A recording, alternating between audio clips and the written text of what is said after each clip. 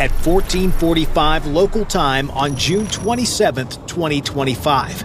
A Ukrainian MiG-29 from the 40th Tactical Aviation Brigade banked hard left as its weapons interface erupted in voltage warnings. While the flight to the Russian drone factory had been routine so far, this would all change in a matter of seconds.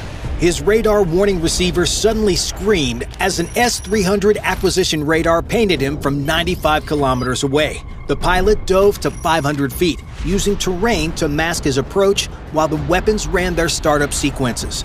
Each GBU-39 needed to acquire GPS locks, calibrate its inertial navigation system, and verify communication with the improvised interface.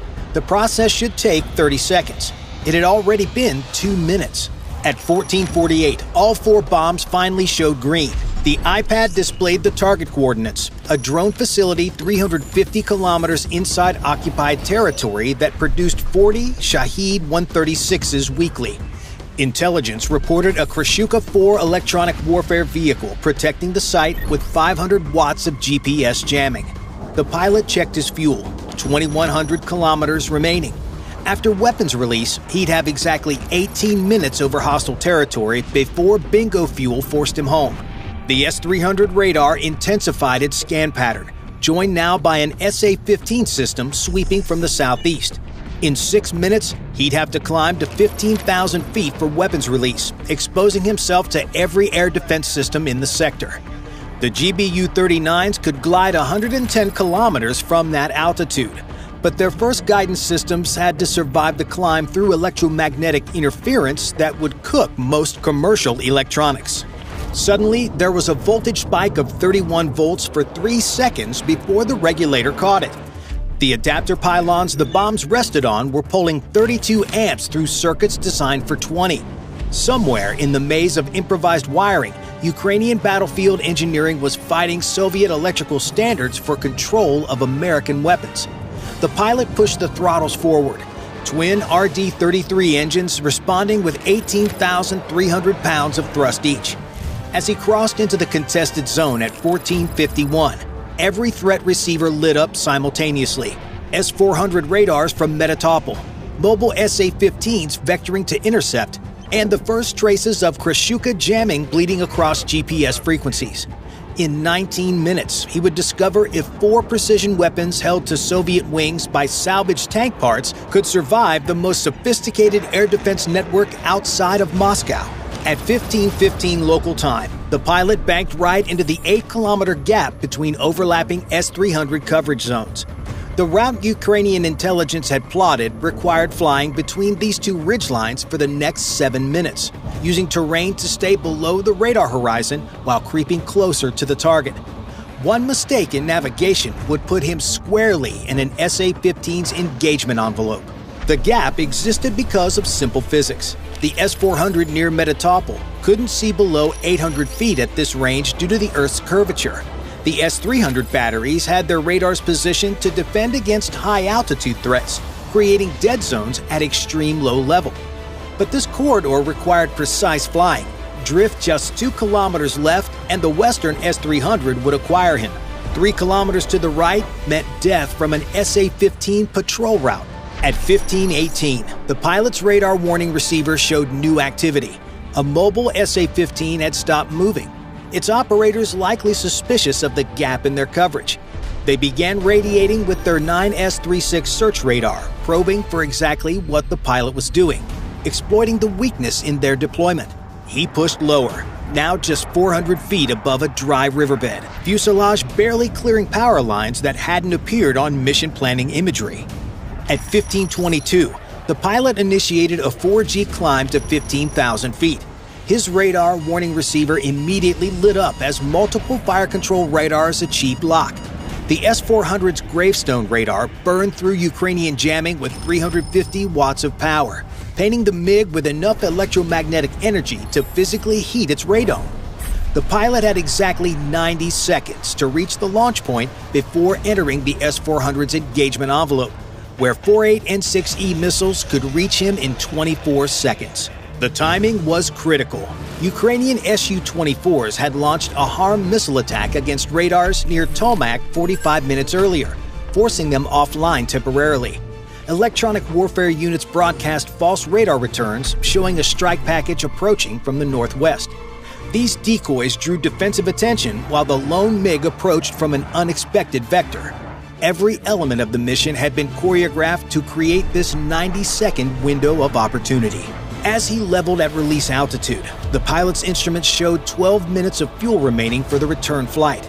The GBU-39s ran final system checks, their GPS receivers tracking 5 satellites with position accuracy of 3 meters. Target coordinates were locked and loaded. The pilot checked his tactical display one final time. The nearest SA-15 battery was 41 kilometers southwest, outside its engagement range, but close enough to react if he lingered.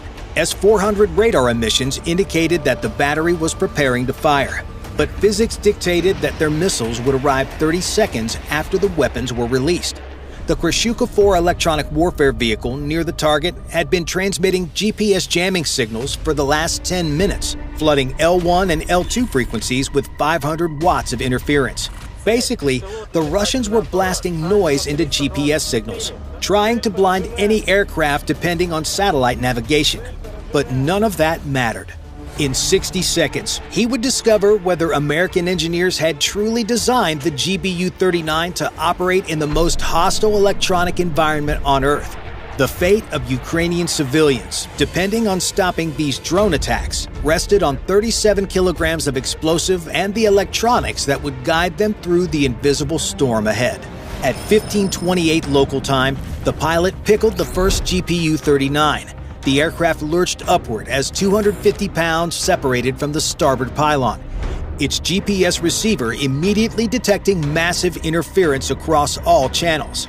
Within 200 milliseconds, the bomb's guidance computer registered signal-to-noise ratios below acceptable thresholds and seamlessly transitioned to inertial navigation mode. The Krashuka-4's operators, 82 kilometers away, had no indication that their jamming had just defeated itself. 6 seconds later, he released the second weapon from the port pylon, then the third from centerline, then the fourth. Each bomb deployed its wings at precisely 2.7 seconds after release, transforming from ballistic projectiles into guided gliders capable of 20-to-1 lift-to-drag ratios. Their onboard computers calculated optimal flight paths to converge on the target from different angles, ensuring no point defense system could engage all four simultaneously. The weapons would fly 89 kilometers through contested airspace, arriving at 30-second intervals to maximize destruction through sequential detonations. The pilot immediately rolled inverted and pulled 5 Gs toward the ground. His radar warning receiver showed SA-15 acquisition radars transitioning to tracking mode as their operators finally realized what was going on. The nearest battery launched 2 9M9 missiles at 15:29 and 15 seconds, but their intercept calculations showed arrival 45 seconds after the MiG would disappear behind terrain masking. Physics and geometry had already determined the outcome. The missiles would chase a target that would vanish into ground clutter before they could close the distance. Meanwhile, the GBU-39s flew their program routes at 180 meters per second. Each bomb computer performed navigation updates 20 times per second, comparing accelerometer data with pre-programmed waypoints stored in hardened memory.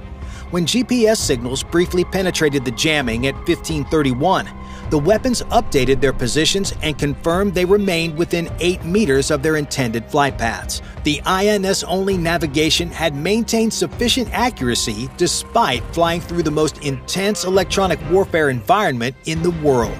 The first bomb acquired its target at 15:32 and 44 seconds, using its uncooled infrared seeker. The assembly building's metal roof radiated heat differently than surrounding structures, creating a thermal signature that the bomb's algorithm matched against reference imagery with 94% confidence. The weapon adjusted its terminal trajectory using tailfin movements calculated to impact at a 68-degree angle for maximum penetration. The second weapon struck the electronics workshop 28 seconds later.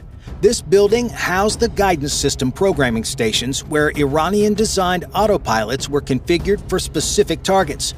Without this capability, completed drones became expensive model airplanes incapable of precision strikes. The bomb penetrated the reinforced roof and detonated among workbenches loaded with circuit boards, laptop computers, and programming equipment. The overpressure wave destroyed delicate electronics throughout the facility, while fragments shredded anything that survived the initial blast.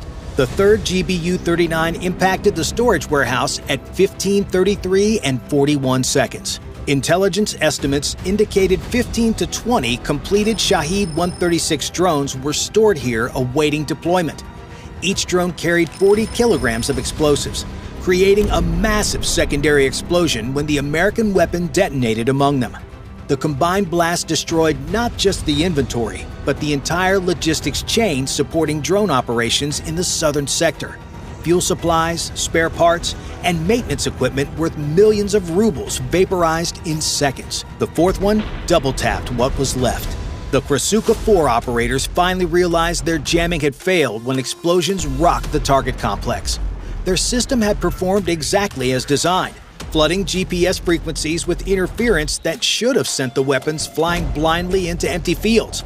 They had no way of knowing the GBU-39s had been specifically engineered to counter Soviet-era electronic warfare systems that relied on brute force jamming. American engineers who had studied Russian capabilities for decades had built counters into every circuit. But now the MiG pilot had to get home, and the Russians were not too keen on letting him. At 15:34 local time, the pilot leveled off at 400 feet above ground level with 750 kilograms of fuel remaining. His tactical computer showed 180 kilometers to Ukrainian airspace, 12 minutes of flight time if he had maintained optimal cruise settings. Behind him, secondary explosions sent smoke columns rising 3,000 feet as stored munitions and fuel supplies added their energy to the destruction. The SPO-15 radar warning receiver displayed multiple missile launches from SA-15 batteries as they attempted to intercept him during egress. Their 9M9 missiles accelerated to Mach 2.8 within seconds, but the pilot was one step ahead. At his current speed and altitude, terrain features would mask his position before the missiles could close within their 15-kilometer effective range. The river valley ahead provided a natural radar shield that would break their lock in 45 seconds. Russian air defense commanders vectored 2 Su-35S fighters from Berdyansk to intercept, but the geometry worked against them. The fighters needed 8 minutes to reach the MiG's current position, by which time he would be 75 kilometers closer to friendly airspace. Their R-77 missiles had excellent range, but acquiring a target flying at 400 feet through ground clutter exceeded their radar capabilities. The pilot maintained his flight path, knowing that climbing would only make him easier to track. At 15:38, he crossed the Molokna River, running southwest toward the Azov Sea. This geographical feature marked the limit of effective Russian radar coverage due to terrain masking. The SA-15 batteries lost lock as he disappeared behind the ridgeline, their missiles self-destructing harmlessly after losing guidance commands. The Su-35s continued their pursuit, but their fuel state would force them to abandon the chase before they could get close. Post-mission analysis revealed critical intelligence. The GBU-39s had maintained navigation accuracy within 12 meters despite continuous GPS jamming, validating American claims about the weapon's electronic warfare resistance. The Krasuka 4 system had performed exactly as advertised, but failed to defeat weapons designed with Russian capabilities in mind. Ukrainian innovation had transformed a 40-year-old aircraft into a precision strike platform, delivering modern effects through desperate creativity. Bye for now.